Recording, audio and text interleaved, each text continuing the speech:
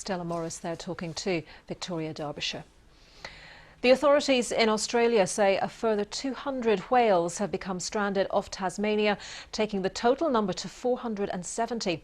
The discovery makes it Australia's biggest beaching in modern times. Well, joining me now from Sydney is marine biologist Dr Vanessa Pirotta. Dr Pirotta, thank you very much for your time today. It's a desperately sad situation to see so many of these beautiful pilot whales dead or in distress, but some have been saved. Bring us right up to date on the situation, if you would. Tragic situation, and there has been so much that has unfolded in the last couple of hours. What was originally thought to be only 200 or so now was almost doubled, with the discovery of another 200 this morning via helicopter surveys. And unfortunately, a large proportion, around 380 of those, have passed away, which is an expected thing when you have a mass stranding like this. But the good news is that around 50 individuals have been able to be moved out to sea, which is a positive thing. Now, with any sort of stranding, you do sometimes see the re-stranding of some individuals. In this case, this has happened.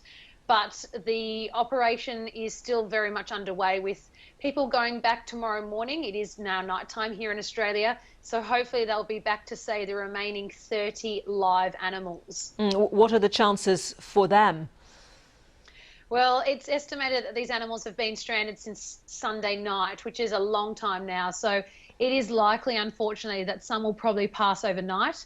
But we are hopeful that there might be some that will remain alive. And I guess the next stage is, if they're in really poor condition, then euthanasia might be the most humane way for helping out these animals that remain in such a poor state.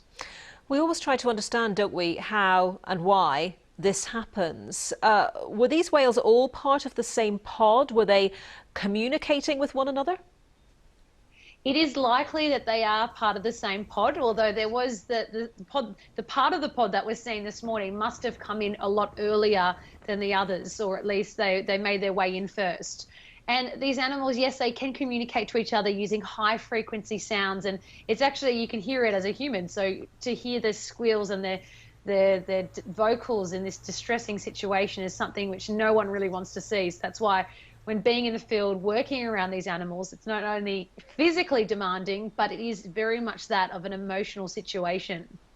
And what are your thoughts on why this has happened, and on this scale? Yes. Yeah, so we actually don't know why whales strand. That is actually a mystery. There's not one person in the world knows exactly why it happens, but there are a number of theories as to why they may possibly strand. A couple could be misadventure, simply exploring a certain area. There's complex coastline along the Tasmanian coast. They may have been feeding on certain prey items which led them astray. Or some other theories could include individuals that were of ill health and led the population, or at least the pod rather, into a situation that was not very ideal.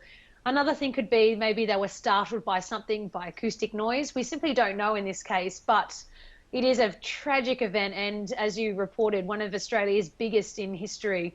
This is an unprecedented event, and if we knew when this was going to happen, then I'm sure people would be all on standby to help and try and assist with the situation to the best they could. And, you know, science knows so much, but just to hear that repeated, that, you know, scientists don't exactly understand why these beachings, these strandings happen. You know, it's quite something, isn't it? And even if you did understand more about it, it might not be possible to prevent it happening, I guess. Yes, that's right. These animals are offshore species, so they're found in water that's quite deep. We're talking over 500 metres or so. So for them to know when and where they're going to be is tricky. It's often, we don't see pilot whales every now and then, especially not from land.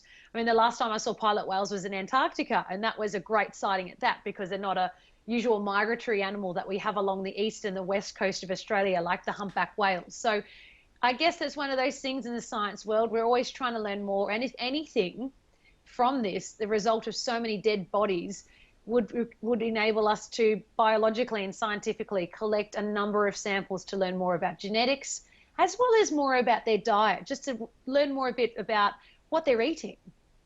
Just finally and briefly, I understand that these pods, we're talking about 400, 500 whales here, but these pods can be even larger. And you mentioned the aerial surveys. Is there any chance that more whales could come in, or are helicopters keeping watch on the water to make sure that doesn't happen? There will likely be a further survey, although it does seem, just due to the geographical area of where they've stranded, that in this one little inlet area that they, at this stage, would hopefully have encapsulated all of them, or at least identified the majority of the pod. Okay, Dr Vanessa Pirotta, thank you for your expertise. Dr Vanessa Pirotta there, marine biologist and science communicator, telling us about that very sad case of so many whales stranded and dying off Tasmania. And as she was saying, scientists still don't know exactly why it happens.